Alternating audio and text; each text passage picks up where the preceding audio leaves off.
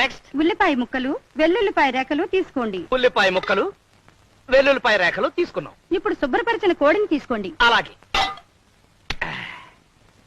తీసా. ఏంటమ్మా చలేస్తుందా? ఒక్క నిమిషం ఆగు.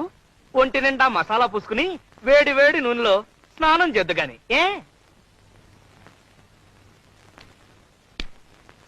క్రమ పద్ధతిలో చేస్తే ఆరోగ్యం చక్కగా ఉంటుంది.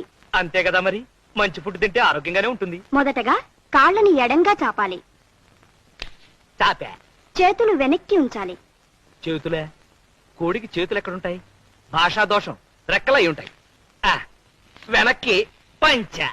తలని మెల్లగా అటూ ఇటూ తిప్పండి.